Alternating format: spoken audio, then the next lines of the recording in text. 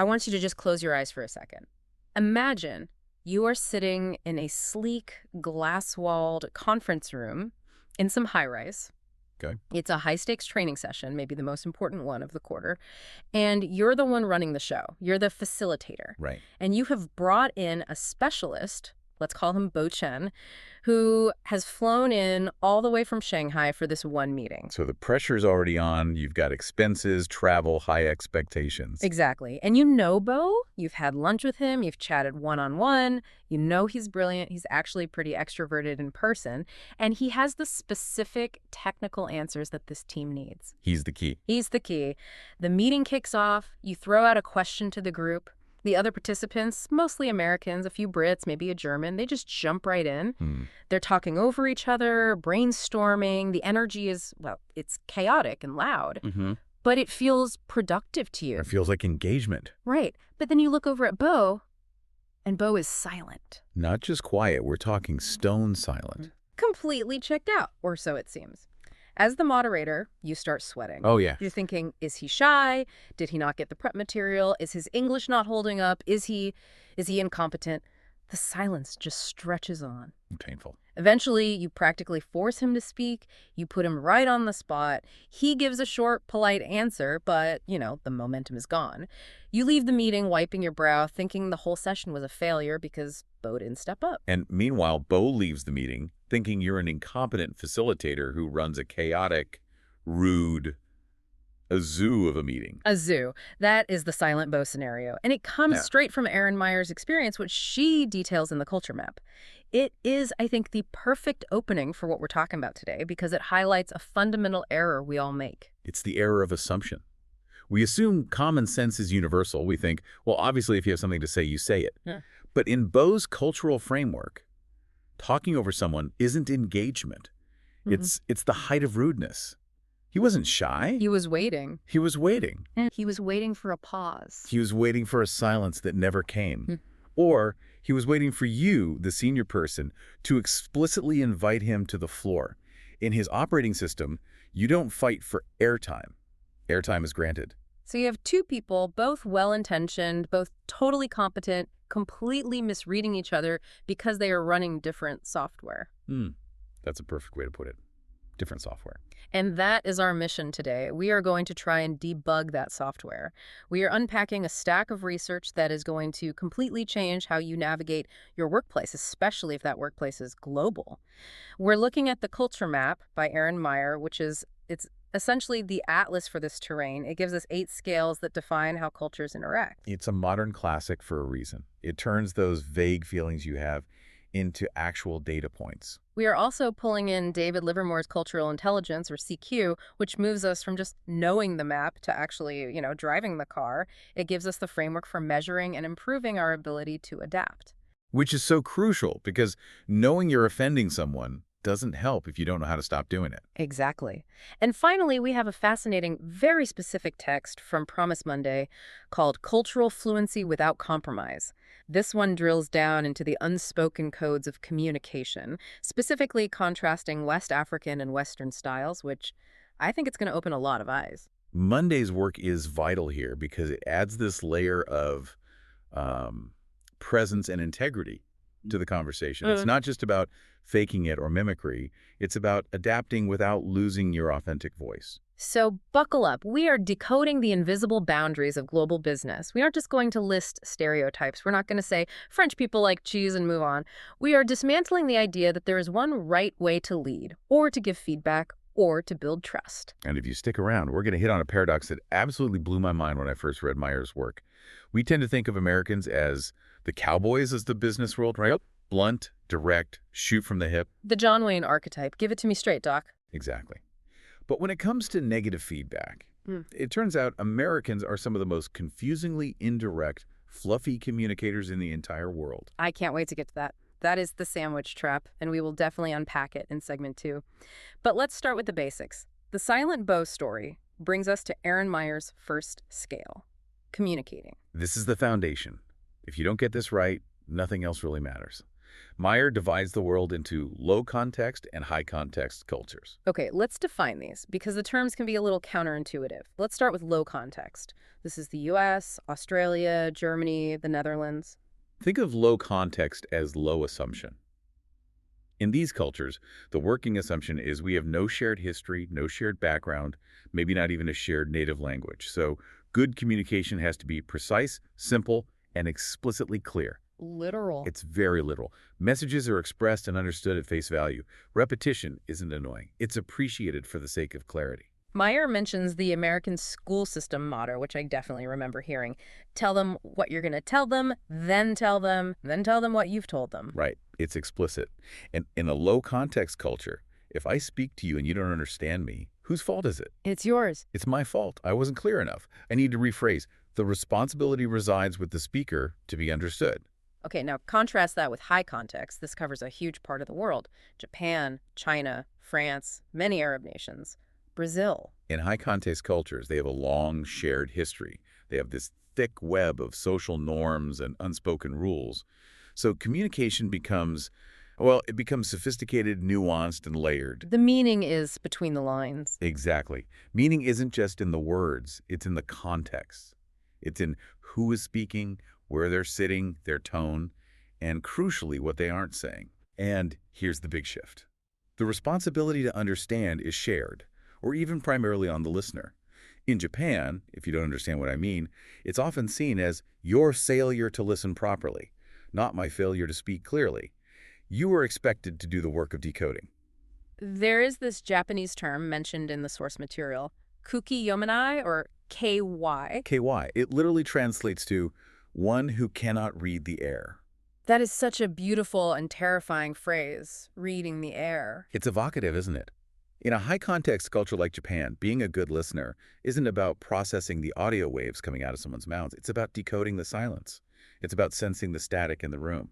If you're KY, you're socially clumsy. You're a bad communicator because you need everything spelled out for you like a child. Exactly. So if you walk into a meeting in Tokyo and say, all right, everyone, here's exactly what we are doing, step 1, step 2, step 3, you might think you're being a great, clear leader. And I am, in my world. But in their world, they might think you're treating them like kindergartners, or that you are just painfully unobservant.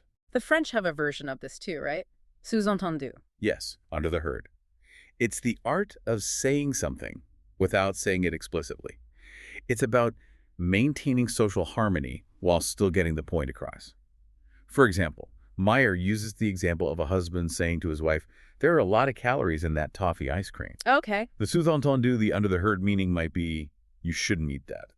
Ouch. See, if my partner said that, I'd just think they were reading the nutrition label out loud. Exactly. And if you got mad, he could plausibly deny it. He could say, I was just stating a fact. Why are you so sensitive? That feels really passive-aggressive in a low-context culture. It does. It looks manipulative.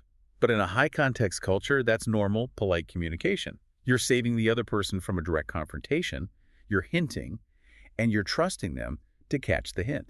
Meyer gives this great example of the Iranian dinner guest. Let's walk through that because it shows how easily this can go wrong on a practical level. This is the concept of tarof in Persian culture, right? Right. So imagine you are a guest in a home in Iran. The host asks, do you want more food? You are starving.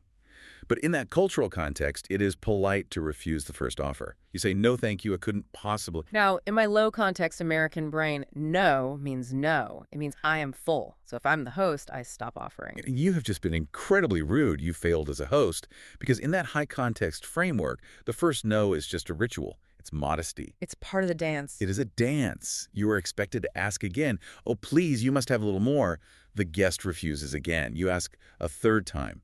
Only then, if they say no, do they actually mean no? This is exhausting. It's a lot of work. Yeah. But imagine the friction. If you're a Dutch host, Netherlanders are extremely low context, Yeah. and you ask an Iranian guest, do you want a drink? Yeah. And they say no, you just say, okay, and put the bottle away. And the guest sits there thirsty. The Iranian guest sits there thirsty, thinking you are stingy and inhospitable. You sit there thinking the guest isn't thirsty. Yeah. You're both operating correctly within your own maps, but you're completely missing each other on the road. So bringing us all the way back to Silent Bo in that conference room, Bo was operating in a high-context, high-respect setting. He was reading the air. He was waiting for the signal. And the Americans in the room were operating on low context. If you have something to say, just say it. The air is for breathing, not reading. The air is for breathing. I like that. So the resolution to the silent Bo scenario wasn't to fix Bo's personality. It wasn't to pull him aside and say, hey, be more American. Which is what we usually try to do, though. We send people to assertiveness training. Right. Which is often a waste of time and actually damaging to their authentic style. Right. Meyer suggests that multicultural teams need low-context processes. You, as the leader, need to explicitly invite people to speak. You need to structure the pauses. You bridge the gap with structure. Right. You say, Bo, I know you have expertise on the Shanghai market. I'd love to hear your thoughts on this specific point. You make the implicit explicit. I want to layer in Promise Monday's work here because it adds a really critical dimension that often gets overlooked. We talk about words, but Monday talks about tone and volume, specifically contrasting West African styles with British styles. Oh, this is fascinating.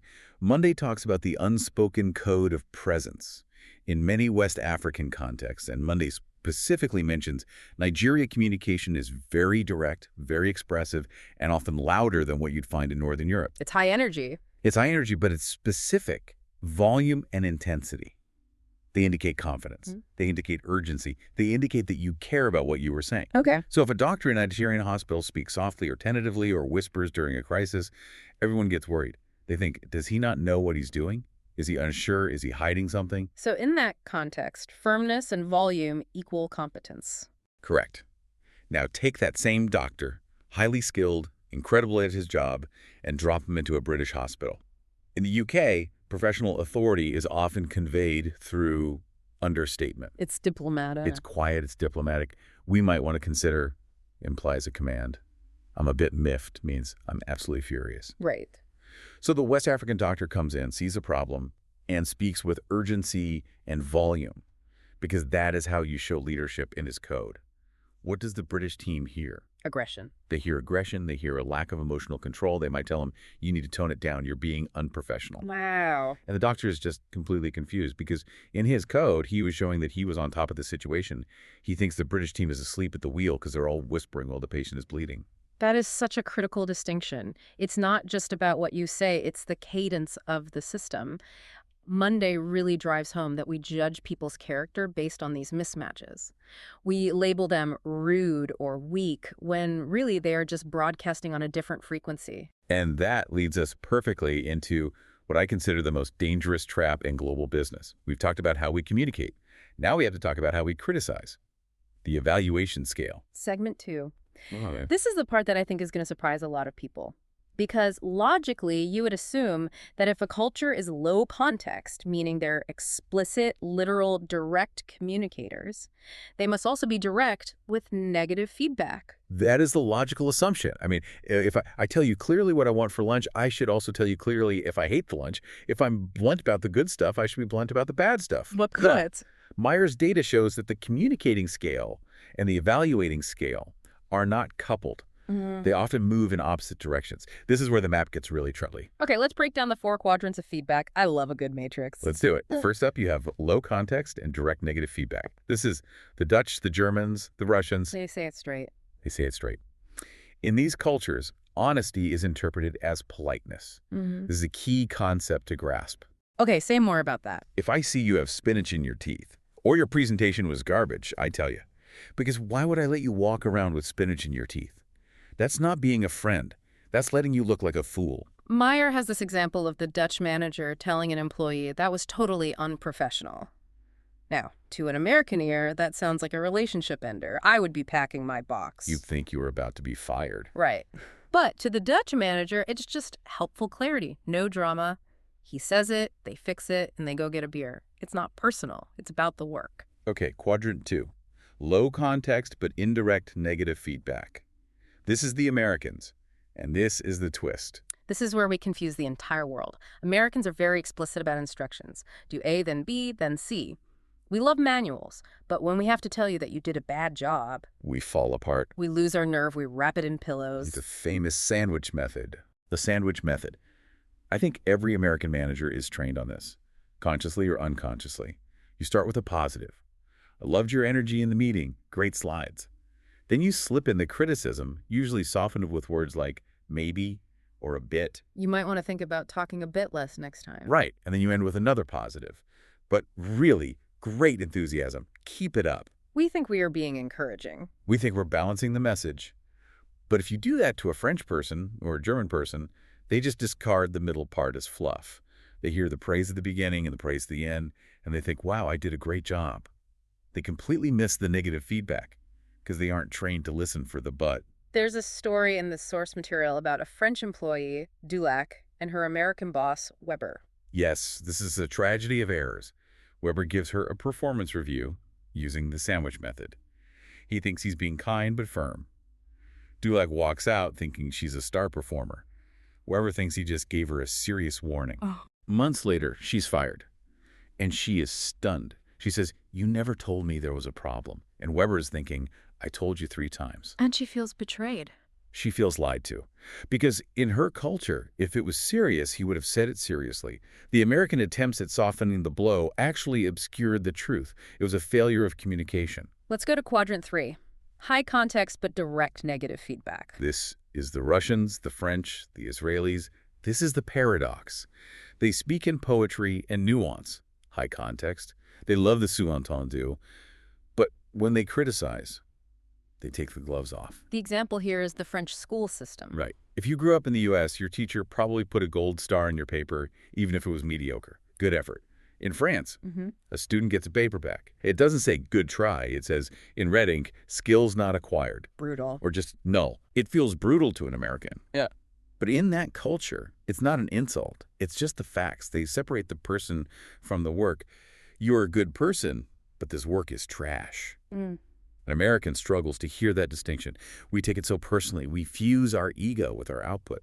So if a French boss rips apart your proposal, they might still invite you to lunch 10 minutes later and be perfectly charming. Exactly. And the American is sitting there traumatized, wondering how they can even eat at a time like this. And finally, quadrant 4, high context and indirect negative feedback. This is Japan, Indonesia, Mexico. Communication is subtle, and criticism is even subtler. You never, ever criticize someone in front of a group. That is loss of face, and it is absolutely unforgivable. So how do you tell someone they messed up? I mean, you can't just let it slide. You blur the message. Meyer talks about the lunch strategy. You don't call them into your office. That's too formal, too scary. You take them to lunch. You talk about family, sports, the weather. Small talk. A lot of small talk. And then casually, as if it's an afterthought, you mention that some people have been concerned about this sort of issue recently. Passive voice. Mistakes were made. Exactly. You don't even point the finger at them directly. You let them decode that they are the problem. You trust them to read the air. That requires a huge amount of sophistication to pick up on. It does.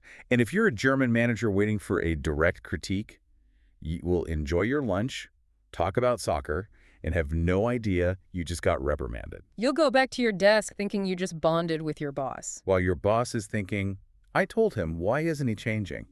This brings us to that Anglo-Dutch translation guide you mentioned earlier. It's funny, but it's painfully real. It shows how the British, who are sort of in the middle but lean indirect, just confuse the heck out of the Dutch. It is a list of things British people say, what they actually mean, and then what the Dutch hear. It's a comedy sketch waiting to happen. Give us a couple of favorites. Okay. A British person says, I suggest you think about this option. Okay, sounds optional. Right. But what the British person means is, do it this way or else.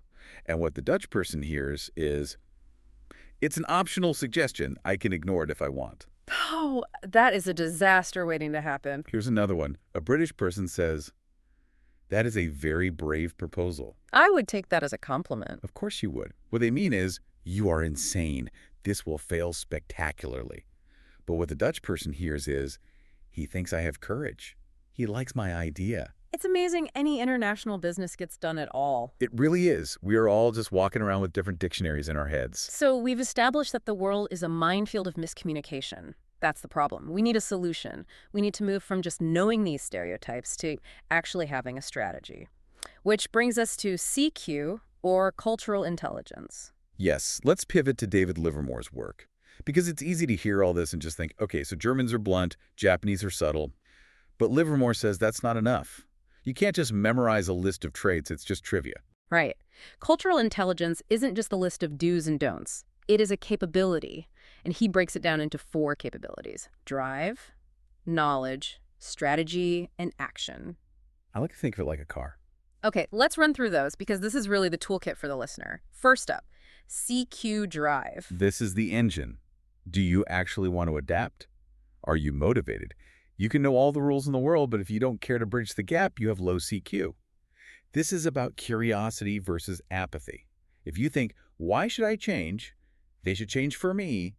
Your CQ drive is 0 and you aren't going anywhere. Then there's CQ knowledge. This is the map. This is what we've been discussing with Meyer. Do you understand the scales? Do you know that the US is low context and Japan is high context? It's the cognitive understanding of cultural differences. And CQ strategy. This is the route planning. It's saying, okay, I'm about to have a meeting with a German team. I know they value direct debate and data. I need to prepare differently than if I were meeting with a Brazilian team. It's checking your assumptions before you walk in the room. It's being proactive.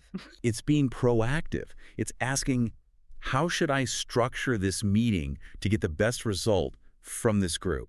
And finally, CQ action. This is the driving itself. Can you actually execute? Can you suppress your instinct to fill the silence?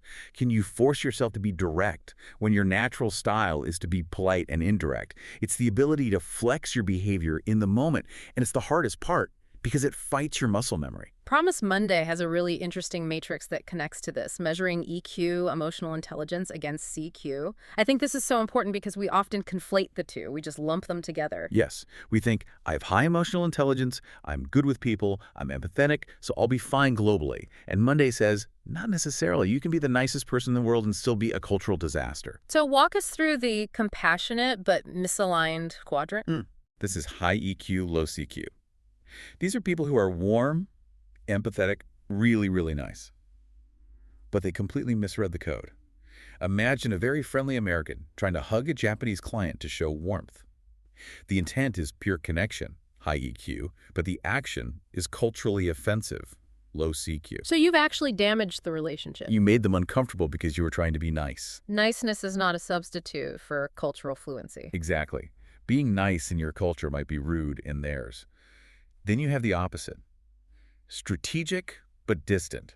This is high CQ, low EQ. You know all the rules. You know exactly how deep to bow.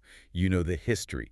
You know not to show the soles of your feet in Thailand. You've got the checklist. You've got the checklist. But you are robotic. You lack the human connection. You are technically correct, but socially cold. You come across as a machine. So the goal is the culturally fluent leader. High EQ and high CQ. You adapt your behavior to respect the culture, but you do it with genuine empathy and authenticity. Monday calls this, fluency is not assimilation. You aren't pretending to be Japanese or Nigerian. You are putting on a costume. You are being your best self, translated into their frequency. And Livermore makes a point that I think is really encouraging for anyone listening who feels kind of overwhelmed by all this. CQ is learned. Yes. This is so important. It is not innate. You're not born with it. It is a strategy. It is a skill. You can improve your CQ score. You can practice reading the air. You can practice giving direct feedback. It's a muscle, just like public speaking or coding or anything else. Okay, let's move to our final big topic area, trust and decision making. Because even if you communicate perfectly, if you can't build trust or actually make a decision, the business stalls. And Meyer has 2 more scales that are absolute game changers here, the trusting scale and the deciding scale. Let's start with trust. This seems abstract, but Meyer makes it very concrete. She differentiates between cognitive trust and affective trust. Cognitive trust is from the head. It's task-based. This is the US, Denmark, Germany. I trust you because you are on time. I trust you because your Excel spreadsheet is accurate. I trust you because you do what you say you will do. We don't need to be friends. We don't need to be friends. We just need to be reliable. If you do your job well, I trust you. Simple as that. And affective trust. This is from the heart.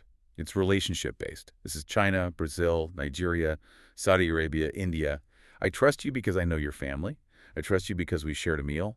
I trust you because I've seen you laugh and relax. I trust you because I feel a personal bond with you. The implication here is huge for business travelers. It's everything. In a relationship-based culture, the work often happens outside the meeting. It happens at the bar, at the karaoke machine, at the long dinner. So that dinner isn't optional. It is not optional. If you are an American task-based manager and you skip the dinner because you want to get back to the hotel and answer emails, you think you're being efficient. You think you're being a good employee. But the Brazilian client thinks you are cold and untrustworthy. Exactly. You just killed the deal to save an hour of sleep. Mm. In those cultures, the dinner is the work. You cannot bypass the relationship to get to the transaction. If they don't like you, they won't buy from you no matter how good your product is. Meyer uses the peach versus coconut analogy here, which I love. It's such a sticky visual. It's great. Americans are peaches. We're soft on the outside. We smile at strangers. We share personal details really quickly. I just got a divorce. My kid is failing math. But We're easy to talk to. But there's a hard pit in the middle. The real self is protected. You can know an American for years and never really know them deeply. We have many friends, but few intimates. and the coconut. Germans, French, Yeah. Russians are often coconuts. Hard shell on the outside. They don't smile at strangers. They don't share personal info quickly. Mhm. If you ask a German, how are you? They might actually tell you in detail and look at you suspiciously. It takes a long time to crack that shell. But if you get in, But once you are in, you are the soft, sweet center. You are a friend for life. They will help you move house. They will be there for you. the friction happens when a peach meets a coconut. Oh, absolutely. The peach, the American, thinks the coconut, the German, is cold and unfriendly. Why are they so serious? Why won't they just chat? And the coconut thinks the peach is superficial and fake.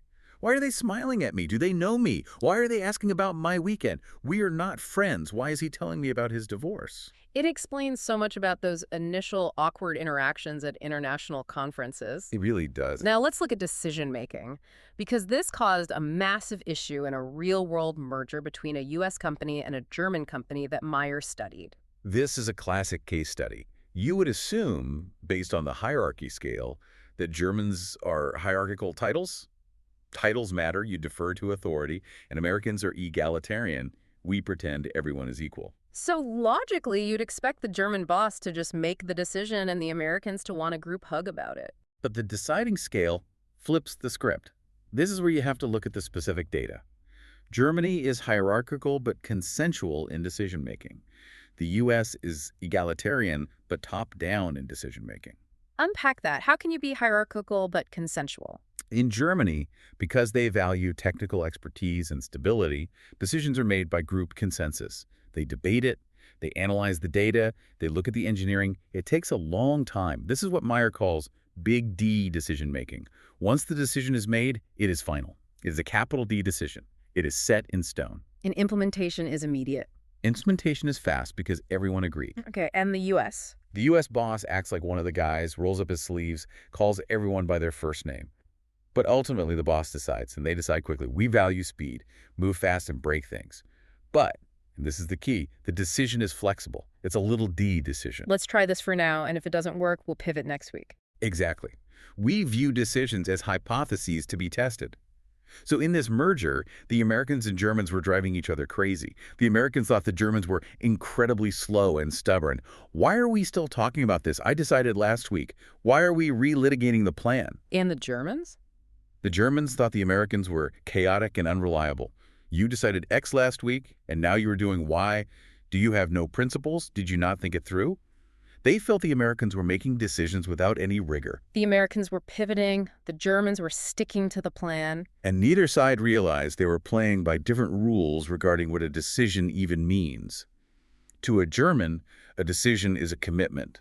To an American, a decision is just a suggestion or a starting point. That is such a critical distinction. It's not just about who decides, it's about the permanence of the decision. So how do we solve this? How do we navigate a world where no means ask me again, where professional means quiet in London but loud in Lagos, and where a decision might just be a suggestion? It comes back to synthesis. We have to realize that we aren't all the same inside. We have different operating systems. And cultural intelligence isn't about memorizing 195 country codes. You can't. It's impossible. It's about relative position. Yes. This is one of Meyer's most brilliant points. It's not about where you are on the scale in absolute terms. It's where you are relative to the person you are talking to. Explain that with an example. Okay, take the UK. Compared to the US, the UK is high context. They are more subtle, more ironic, less direct. So a Brit talking to an American needs to be more direct than usual. They need to dial up the explicitness to be understood clearly. Okay, that makes sense. B to you. Compare the UK to Japan. The UK is low context compared to Japan. Japan is way further down the scale. So that same Brit, when talking to a Japanese colleague, needs to be more subtle, more attuned to silence. They have to switch directions on the dial. So you are always adjusting based on who is in the room. You can't just have one global mode. Exactly. You are constantly calibrating. You're always asking, am I to the left or right of this person on this particular scale? Promise Monday introduces a concept that I think is the perfect way to wrap this all up. The third culture. Oh, I love this. When you have a global team, you don't just pick my way or your way. You don't force the Nigerians to act British or the Germans to act American. That just leads to resentment and inauthenticity. So what do? You explicitly build a team culture, a third culture. You set the ground rules together. You make a new map for the team. You make a new map. You say, okay, team, on this project, we're going to skip the sandwich method. We're going to give direct feedback because we need speed. But because we're skipping the fluff, we're all going to assume positive intent. Or, in this team, silence means we are thinking, not that we disagree. If you disagree, you must speak up. You make the implicit explicit. You write the user manual for the team. Precisely. You stop assuming common sense and you create team sense. You negotiate the culture. So for everyone listening, next time you feel frustrated by a colleague, next time you think, wow, that guy is rude, or she is so vague, she has no leadership bone in her body, or why won't they just answer the question? Stop. Just take a breath and ask yourself the CQ question. Is this a personality conflict? Or is this a map coordinate I haven't located yet? Am I judging a coconut by peach standards? Am I expecting a big D decision in a little d culture? It changes everything. Yeah. It turns frustration into curiosity. Instead of being annoyed, you become a detective. And that is the ultimate goal, not just to tolerate differences, but to leverage them. Because when you get it right, when you can combine the directness of the Dutch with the subtlety of the Japanese, the urgency of the West African with the diplomacy of the British, that is when you get real innovation. That is when you get magic. That is when you get a team that is so much greater than the sum of its parts. Stay curious, everyone. And mind the gap. Thanks for listening to The Deep Dive.